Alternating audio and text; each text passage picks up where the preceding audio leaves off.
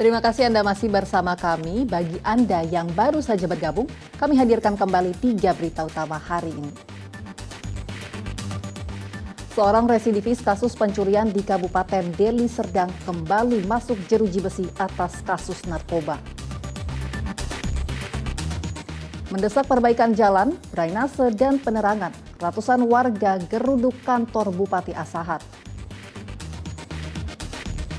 Hari jadi ke-135 Kota Pematang Siantar dirayakan dengan meriah.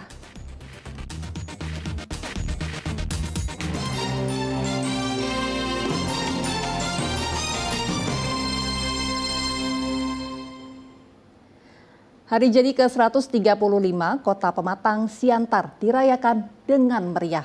Wali kota juga menemui keturunan Raja Siantar, Sang Nawaluh Damanik.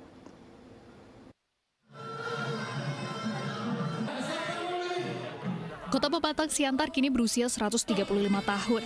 Kegiatan Hari Jadi Kota Pematang Siantar kini bertemakan budaya Batak Simalungun. Rangkaian kegiatan diawali dengan menemui keturunan Raja Siantar, Sang Nawaluh Damanik, di Kecamatan Siantar.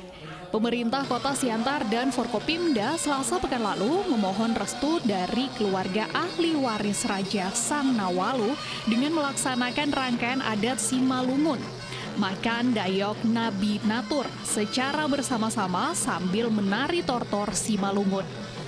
Perwakilan dari Pemko Siantar, yakni Wali Kota Siantar, Susanti Dewayani, didampingi Timbul Lingga selaku Ketua DPRD Siantar. Dayok Nabi Natur diserahkan sebagai simbol pemberian makan kepada keluarga ahli waris Raja Siantar. Kemudian dilanjut ziarah kubur yang berada di depan rumah keluarga ahli waris Raja Siantar, Sang Nawaluh Damanik. Rangkaian kegiatan dilanjut dengan pemberian santunan 100 orang anak yatim dari setiap kecamatan oleh Wali Kota Pematang Siantar. Serta serunya lagi ada lomba permainan tradisional dan pementasan kesenian budaya dari beragam daerah di Indonesia.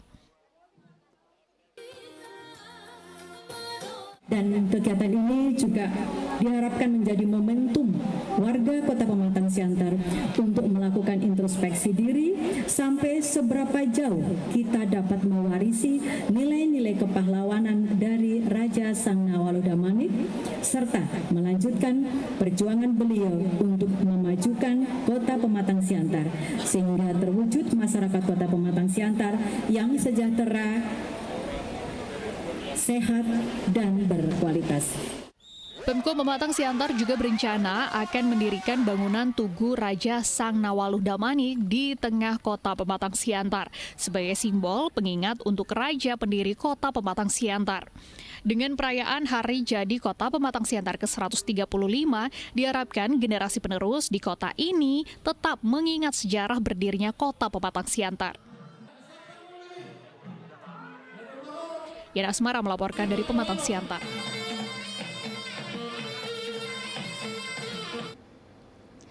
Graha Maria Anai Velangkani, gereja Katolik dibangun menyerupai kuil India. Lantas apa yang melatar belakangi gereja Katolik itu dibangun menyerupai kuil? Temukan jawabannya dalam tayangan berikut ini.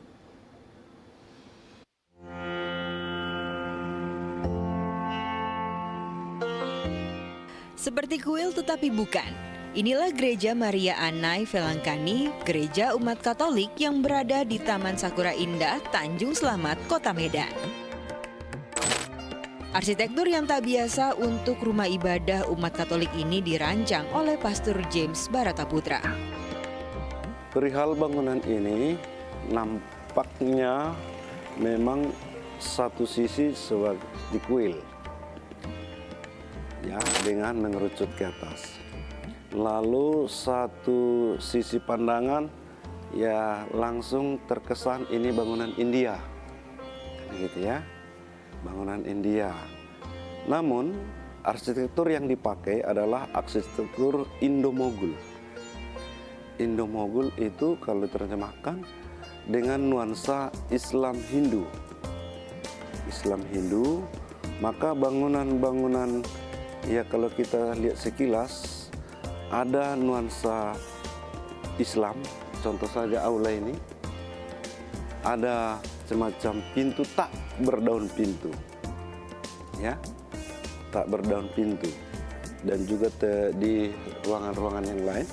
Tetapi dengan nuansa Moghul atau Hindu, kita lihat ke atas, oke, ke atas yang mengerucut berbentuk stupa, dan itu dipengaruhi oleh arsitektur Hindu. Jadi bangunan ini dibangun dengan memakai perpaduan arsitektur Islam Hindu, gitu ya, arsitekturnya, oke, atau Indo-Moghul. Lebih pada itu yang mendasari, maka bangunan ini seperti ini. Yang berbeda dengan memakai arsitektur yang lain. Boleh saja bentuknya mungkin bulat, kan gitu kan, atau boleh saja menjadi persegi 4. Tapi arsitektur yang dipakai maka menghasilkan gambaran bangunan seperti ini. Tak hanya bangunan, tata ruang sekitar gereja pun memiliki makna.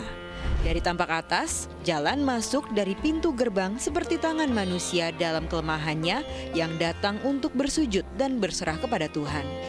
Tangan manusia itu seolah dirangkul Tuhan dengan simbolisasi jalan menuju gereja.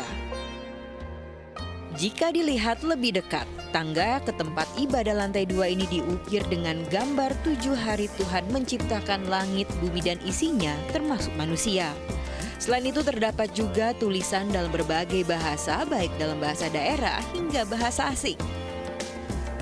Selama di lantai 2 gereja, pengunjung harus mematuhi aturan karena merupakan tempat kudus untuk beribadah. Bangunan lantai 2 ini disebut sebagai tempat kudus. Ya, tempat kudus di mana orang memakai untuk berdoa, memakai untuk berjumpa dengan Tuhan dalam keheningan. Di dalamnya memang banyak juga simbol-simbol, yang akhirnya memberi pengertian kepada para pengunjung, yang berdasarkan sekali lagi iman Katolik. Maka dalamnya ada simbol-simbol iman, ada kata-kata yang diucapkan oleh dalam agama oleh Yesus. Untuk apa? Sekali lagi untuk meneguhkan, menguatkan siapa saja yang datang ke tempat itu. Jadi bukan pada dasarnya tidak boleh dengan tentu agenda khusus. Yang tidak boleh adalah orang hanya datang begitu saja lalu berfoto atau bermain-main, itu tidak boleh. Dalam perjalanannya ada sejumlah keajaiban yang terjadi. Mujizat pertama terjadi pada 2 November 2002 saat gereja dalam proses pembangunan. Kamar Pastor James Barata Putra terbakar. Namun uang pembangunan gereja sebesar 10 juta rupiah, 2 kitab suci, dan 1 buku puji syukur selamat tak terbakar sama sekali. Mujizat kedua terjadi 2 hari setelah Graha Maria Annai Velangkani diresmikan pada Oktober 2005. Air muncul dari bawah altar Maria dan mengalir tak henti-hentinya. PDAM Tirtanadi diminta untuk memeriksa kualitas air di laboratorium. Hasilnya, air itu tidak terkontaminasi zat apapun dan layak diminum.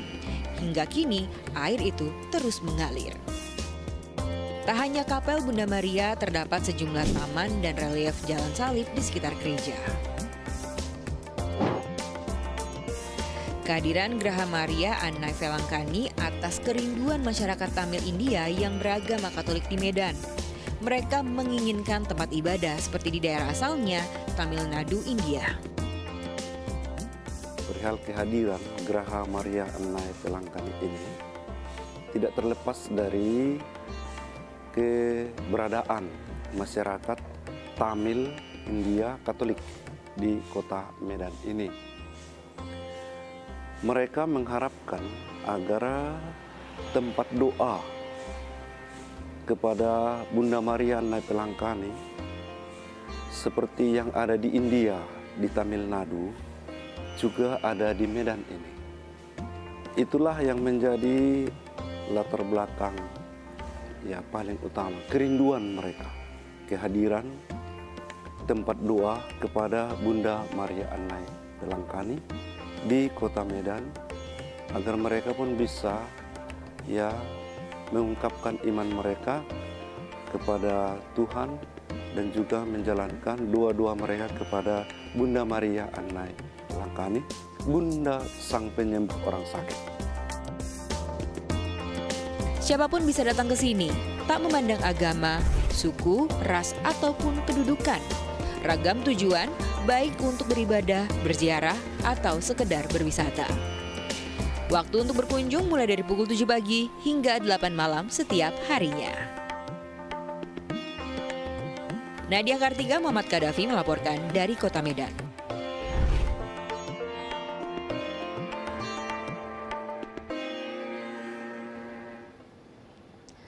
Laporan tersebut mengakhiri berita Medan hari ini. Saya Nadia Rali berterima kasih atas perhatian Anda dan kebersamaan Anda. Selamat beraktivitas dan sampai jumpa.